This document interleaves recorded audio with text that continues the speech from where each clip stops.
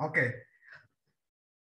Di awal ini saya akan menyampaikan sebuah hal yang saya yakin setiap kita tahu betapa penting kita harus melakukan hal ini. Kenapa? Karena kita tahu selama kurang lebih mungkin 2 tahun ya, atau 2 tahun lebih, kita terkena dampak dari virus corona.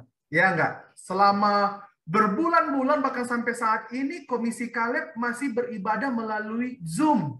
Karena ada pandemi corona yang bisa membahayakan kita punya kesehatan. Dan nggak main-main virus ini ya, nggak main-main karena ada yang sudah meninggal atau mati karena terserang dampak dari virus ini. Nah, tetapi di tengah-tengah ada wabah virus corona, kita bersyukur kalau Tuhan boleh hadirkan satu hal yang baik sekali untuk menolong kita melawan virus corona. Dan hal yang baik ini mungkin ada di antara kita sudah melakukannya, karena ini penting untuk kita jalani. Apalagi di tahun ini sudah ada suntikan yang ketiga, ya, suntik booster. Nah, kita tahu ya, suntik vaksin itu penting sekali, kecuali mungkin ada di antara kita yang mungkin ada penyakit tertentu, jadi kita tidak suntik vaksin.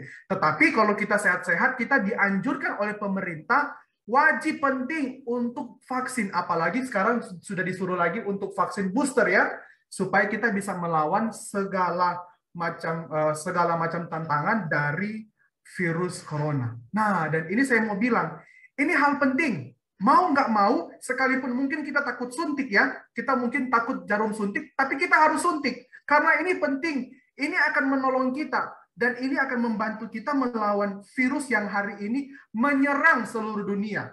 Nah, dan kita mau nggak mau harus suntik supaya tetap sehat ya. Nah, begitupun kalau kita berbicara mengenai kehidupan kita sebagai anak-anak Tuhan, ada satu hal yang tidak boleh kita tidak miliki. Kita harus miliki ini karena ini penting sekali, dan ini adalah bukti paling penting kalau kita mengklaim kita ini adalah anak-anak Tuhan, orang yang cinta Tuhan, atau orang yang sudah sungguh-sungguh selamat. Ini harus ada. Apa itu yang penting itu? Apa itu yang penting itu? Yaitu relasi dengan Tuhan. Ya enggak? Kalau suntikan booster penting, apalagi ini ya, ini jauh lebih penting ya. Karena ini akan menuntun kita untuk membuat kita sadar bahwa kita ini anak-anak Tuhan. Kalau kita anak-anak Tuhan, maka tidak bisa dilepaskan dengan relasi dengan Tuhan. Kita nggak boleh bilang kita ini anak Tuhan, tapi kita nggak berelasi dengan Tuhan, berarti kita bukan anak Tuhan. Kalau kita anak Tuhan, ya kita berarti harus berelasi dengan Tuhan dong. Tapi pertanyaannya, sudah nggak kita betul-betul memiliki relasi dengan Tuhan? Sudah nggak kita membangun relasi? Dan kenapa Tuhan menekankan relasi itu penting sekali? Kenapa? Nah, sama-sama dengan sederhana dan simple, kita akan belajar di siang hari ini dengan saya ya. Nah, sebelum kita akan masuk ke dalam bagian ini lebih jauh lagi, di awal ini saya ingin kita dulu belajar apa itu relasi. Apa itu relasi ya? Apa sih itu relasi, atau relasi itu apa sih? Ada nggak yang tahu relasi itu apa? Atau bagaimana sih berelasi, atau definisi relasi itu apa? Nah, ada nggak AI Kungkung yang mau memberikan jawaban nih? Saya coba tanya ya. Relasi itu apa sih? Nah, coba saya pengen dengar suara dari AI atau Kungkung yang ingin jawab ke saya. Relasi itu apa sih? Coba mungkin saya tanya ke AI Tecang ya, karena hari ini sebagai WL, pemimpin ibadah. Menurut AI Tecang, relasi itu apa?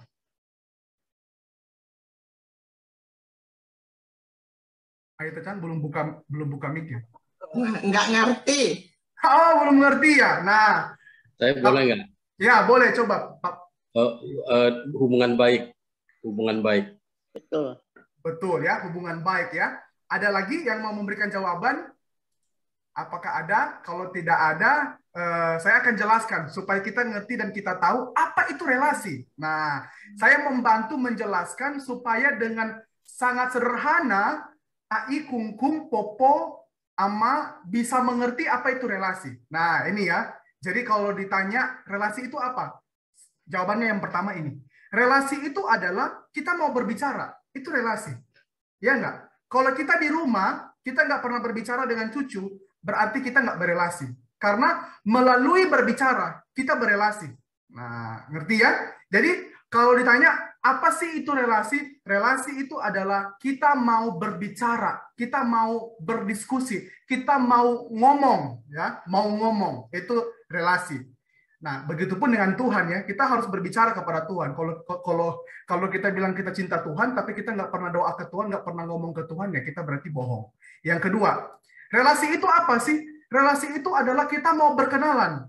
Nah, ingat nggak kalau kita dulu berkenalan, atau mungkin dulu berkenalan dengan kita punya pasangan ya. Hari ini saya lihat ada yang mungkin duduk dengan pasangannya ya. Mungkin dulu waktu masih muda, mungkin seusia saya, waktu mau menyatakan cinta kan sebelum kita nembak ya, sebelum kita bilang sebelum kita bilang I love you, pasti kita harus kenal dulu siapa yang kita cinta, ya enggak? Itu relasi. Kita mau bicara baru kita kenal. Oh iya ya, sama seperti hari ini ya, saya kasih contoh. Misalnya coba saya bicara ke Aite Chang, setelah itu saya tanya, Aite Chang, kita kenalan yuk, dan lain sebagainya. Itu relasi ya. Yang ketiga, relasi itu apa sih? Relasi itu adalah kita mau berteman. Jadi setelah kita berbicara, kita berkenalan, kita mau berteman. Jadi kalau orang yang punya relasi dengan Tuhan, pasti akan makin hari makin dekat. Bukan makin hari makin menjadi musuhnya Tuhan. Ya enggak?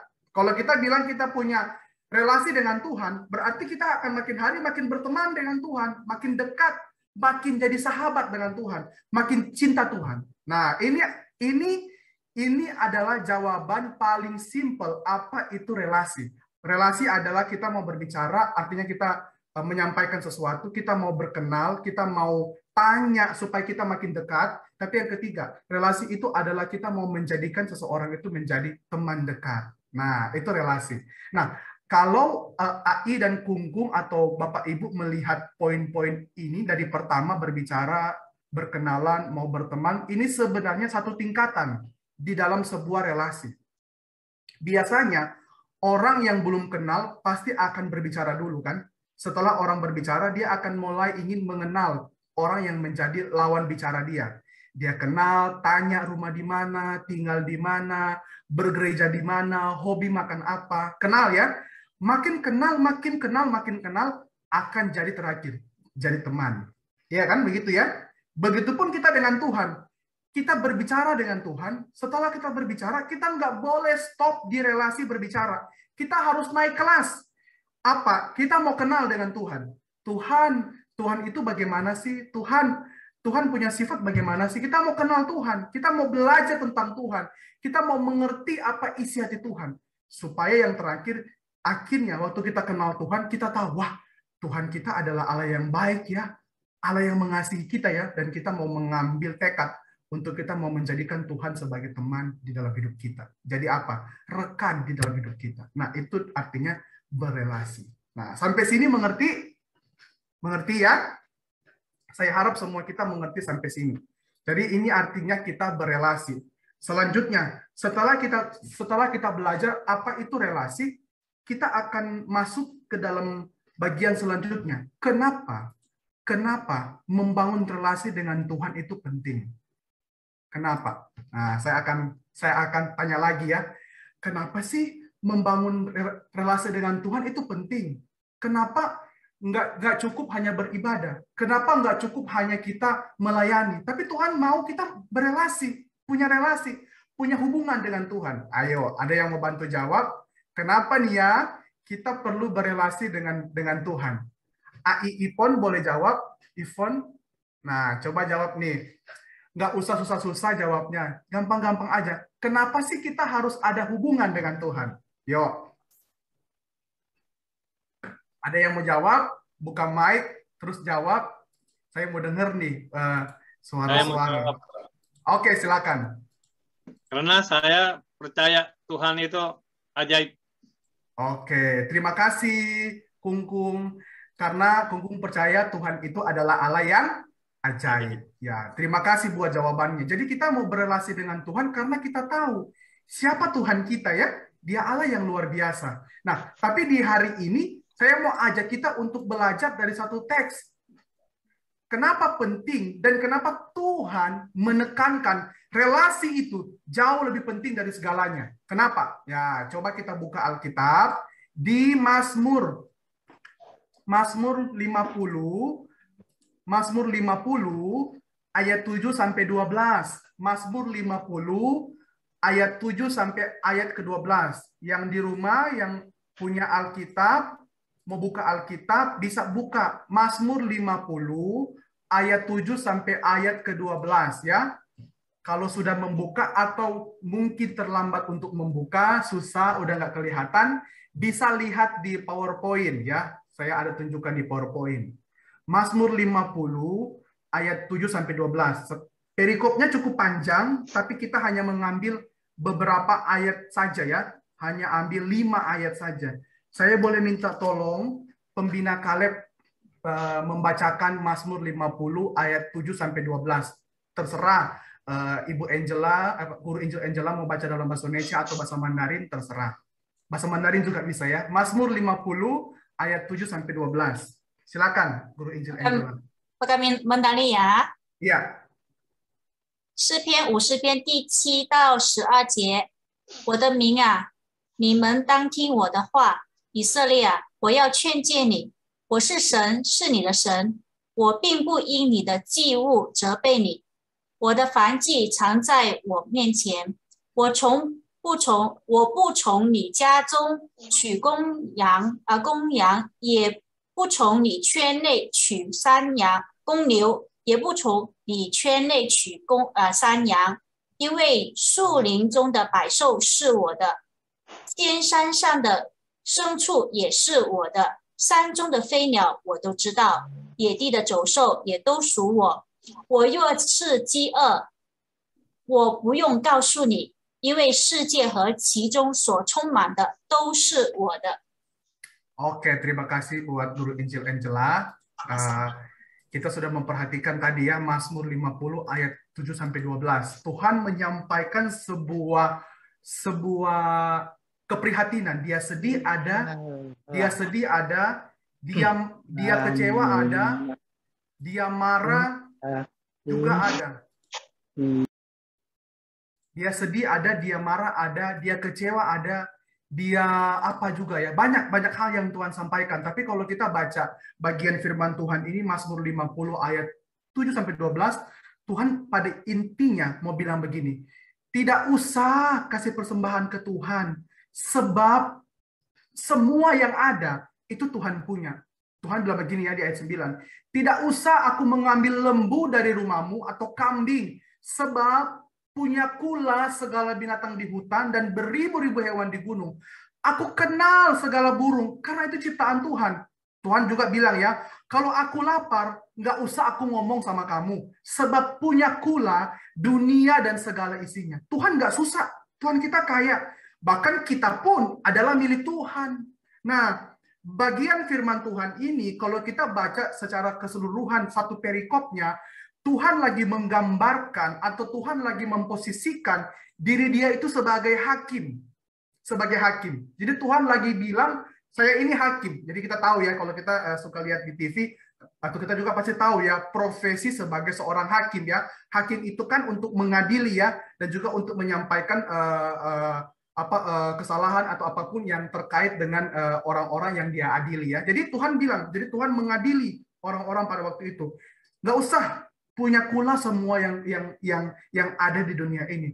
Pertanyaannya, kenapa Tuhan lagi menunjukkan bahwa dia itu sebagai seorang hakim dan kepada siapa dia lagi mengadili? Jawabannya adalah kepada bangsa Israel dong tentunya, ya. Dia mengadili bangsa Israel atau orang-orang Israel yang balik dari masa pembuangan. Kenapa? Karena dia mendapati kesalahan. Kalau kita tahu hakim ya, kalau kita tahu hakim, pasti di depan hakim ada orang yang bersalah. Nah, orang yang bersalah itu pasti punya kesalahan sehingga harus dihakimi oleh hakim. Nah, Tuhan menghakimi bangsa Israel. Kenapa? Karena bangsa Israel tidak membangun relasi dengan Tuhan dan berpikir ibadah atau memberikan persembahan atau memberikan korban kepada Tuhan itu sudah cukup. Itu sudah cukup. Atau hari ini mungkin Cukup saya melayani, tapi nggak perlu saya membangun relasi dengan Tuhan. Nah, Tuhan marah. Tuhan bilang, nggak usah persembahan, nggak usah bawa korban. Punyakulah semua itu. Nggak usah kamu bawa, aku bisa, aku ada. Tuhan kenapa? Tuhan kecewa karena Tuhan marah. Mereka tidak punya spiritualitas, tidak punya kehidupan anak-anak Tuhan yang sejati. Mereka lupa siapa Tuhan. Dan mereka lupa apa yang harus mereka lakukan kepada Tuhan. Tuhan bilang, dia nggak butuh. Dia lebih butuh relasi. Dan Tuhan marah. Bangsa Israel tidak membangun relasi dengan Tuhan di waktu itu. Sehingga Tuhan bilang di Mazmur 9 ayat 10. Tuhan bilang dengan keras, nggak usah aku ambil lembu jantan, sebab punya pula segala binatang dan beribu-ribu hewan di gunung. Jadi Tuhan mengadili atau menghakimi orang Israel karena mereka tidak membangun relasi dengan Tuhan, karena mereka lebih mementingkan memberikan persembahan, atau bagi mereka cukup memberikan persembahan, cukup melayani, cukup beribadah, tanpa harus mengenal Tuhan. Dan Tuhan bilang, salah. Kamu lagi salah menjalani kehidupan sebagai anak Tuhan kalau kamu tidak membangun relasi. Nah, pertanyaan kepada kita hari ini. Kenapa Tuhan lebih menaruh perhatian kepada sebuah relasi dibanding persembahan? Kenapa Tuhan lebih suka orang punya relasi daripada sekedar memberikan persembahan, beribadah, melayani, ataupun dan lain-lain? Kenapa Tuhan menekankan anak-anak Tuhan harus ada relasi dengan Tuhan? Kalau kita melihat perikop kita hari ini dan juga kondisi bangsa Israel atau siapa Tuhan kita, kenapa? Karena Tuhan kita adalah Allah yang hidup, bukan Allah yang mati. Dia punya pribadi. Dia sedang katakan kepada bangsa Israel, kalau kamu hanya memberikan persembahan, berarti kamu memperlakukan aku sama seperti patung-patung yang mati. Iya nggak sih? Karena bangsa Israel punya model, ya, punya contoh, punya budaya, apalagi di masa-masa mereka banyak bangsa-bangsa yang suka menyembah patung, ya, yang memperlakukan Tuhan karena Tuhan mereka mati, ya. Tuhan bilang Tuhan ini Tuhan yang hidup, bukan Tuhan yang mati, sehingga Tuhan yang punya pribadi. Bayangin coba hari ini kalau anak kita nggak pernah mau bicara sama kita. Bayangin coba kalau hari ini anak kita nggak pernah mau ngomong sama kita, nggak pernah mau panggil kita papa mama, nggak pernah mau berelasi sama kita. Pasti kita akan marah kan?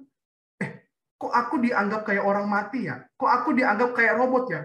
Tegur dong mama, tegur dong popo. Ayo ajak bicara kungkung. Kungkung ini hidup loh, bukan patung atau robot. Nah, mungkin seperti itu ya. Tuhan juga marah. Tuhan mau bilang bahwa dia Allah yang hidup. Dia bukan seperti patung yang setelah kamu berikan persembahan nggak ada apa-apa. Nah, kenapa kita perlu berelasi? Supaya kita tahu bahwa Allah kita bukan Allah seperti Allah-Allah yang lain yang dalam tanda kutip Allah yang mati. Cuman patung, cuman dewa-dewi ciptaan manusia. Tapi Allah kita Allah yang hidup, punya pribadi, punya pikiran, perasaan, kehendak, sama seperti kita yang butuh berelasi dengan umatnya. Yang berelasi, dan sebenarnya yang paling butuh kita, ya, makanya Tuhan mau kita berelasi supaya kita betul-betul tahu akan ada apa waktu kita berelasi dengan Tuhan. Dan Tuhan lagi mau bilang kenapa? Karena orang Israel bisa saja masih memperlakukan Tuhan sama seperti penyembahan-penyembahan berhala. Nah, jadi kita harus tahu ya kenapa kita perlu berelasi, karena Allah kita Allah yang hidup. Kalau kita hari ini tidak pernah berelasi dengan Tuhan, itu berarti kita sedang memperlakukan Allah kita sama seperti kita memberikan sesajen. Mungkin sama seperti kita memberikan sama seperti kita mungkin mempercayai patung, tahayul-tahayul, pohon besar, batu besar yang mati, yang nggak ada guna. Ya, Allah kita Allah yang hidup, yang berpribadi, yang lebih butuh berkomunikasi dengan kita. Yang kedua, kenapa sih kita perlu berrelasi dengan Tuhan dibandingkan persembahan? Supaya orang-orang pada waktu itu, bangsa Israel, kita semakin kenal siapa Tuhan dengan kita berrelasi dengan Tuhan. Kita nggak akan mungkin bisa tahu siapa pasangan kita, siapa kita punya anak, siapa kita punya cucu, kalau kita nggak makin kenal, iya kan? Kita perlu ada pengenalan, perlu ada relasi, supaya kita makin tahu, makin mengerti, dan mengenal Tuhan, kata firman Tuhan, akan membawa kita menemukan jalan yang baik, kebenaran, keselamatan, karena kita mengenal Tuhan. Dan waktu kita mengenal Tuhan, Tuhan kasih kepada kita kehendak-kehendaknya, supaya menuntun kita kepada jalan yang baik. Kita nggak akan tahu kehendak Tuhan, kita nggak akan tahu bagaimana hidup menjadi anak-anak Tuhan, bagaimana berperilaku, bagaimana berkata-kata, bagaimana yang lain, kalau kita nggak kenal dulu Tuhan, nggak kenal isi hati Tuhan. Kita nggak akan bisa memberikan persembahan dengan baik, dengan motivasi yang baik, kalau kita nggak punya relasi dan nggak kenal Tuhan. Persembahan, pelayanan, ibadah yang baik, itu nomor 2, akan timbul kalau kita punya relasi yang baik dulu dengan Tuhan. Iya nggak sih? Kalau kita punya relasi dengan Tuhan, mau tidak mau, kita pasti akan memberikan persembahan kepada Tuhan sebagai wujud ucapan syukur, karena kita kenal siapa Tuhan kita. Sama seperti tadi ya, ada kungku yang jawab, mau berrelasi dengan Tuhan, karena Tuhan kita adalah Tuhan yang luar biasa. Nah, itu ya jawabannya ya. Tuhan mau bangsa Israel itu kenal Tuhan, supaya mereka mengerti jalan-jalan hidup mereka. Karena Tuhan tahu bangsa Israel ini bangsa yang kadang-kala mudah untuk tergoda dan menyembah berhala. Sehingga mereka pernah dibuang di pembuangan karena dosa-dosa mereka. Mereka kembali dijajah oleh bangsa-bangsa yang jahat. Yang terakhir, kenapa Tuhan menaruh perhatian yang sangat lebih kepada relasi? Karena Tuhan mau kita sadar bahwa kita adalah anak-anak Tuhan yang membutuhkan Tuhan.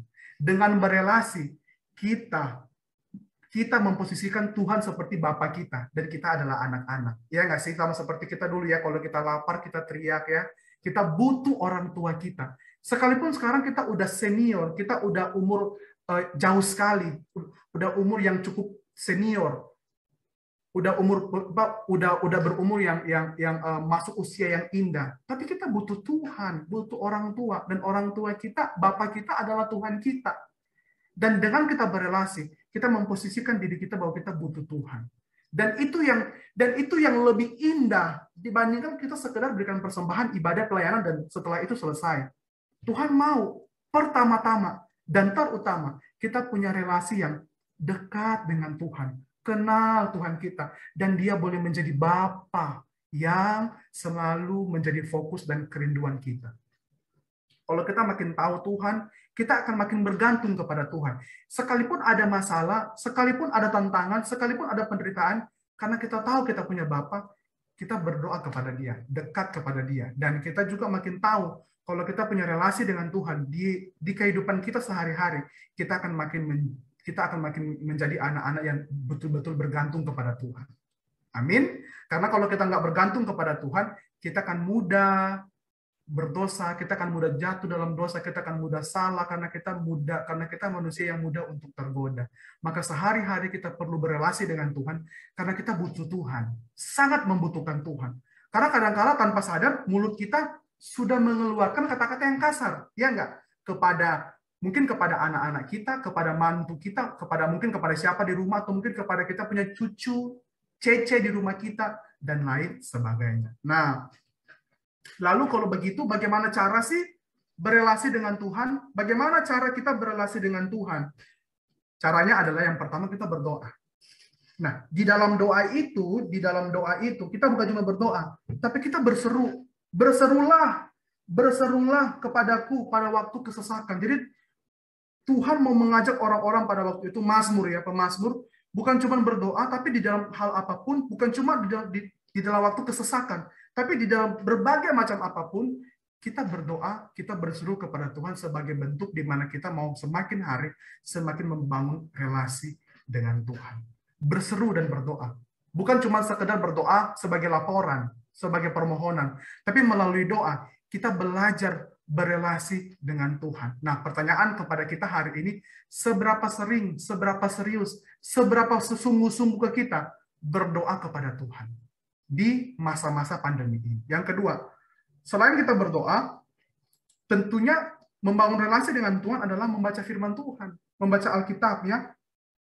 Di bagian ini Tuhan lagi marah kepada orang-orang yang sok-sokan ya, misalnya Tuhan udah begini. Tapi kepada orang fasik, Allah berfirman, apakah urusanmu menyelidiki ketetapanku dan menyebut perjanjianku dengan mulutku. Jadi Tuhan mau bilang, ya, ngapain orang-orang fasik ya. Tapi sekaligus bagian ini sebenarnya Tuhan lagi mau bilang kepada kita, kalau kita bukan orang fasik, berarti kita pasti akan punya kerinduan untuk membaca firman Tuhan.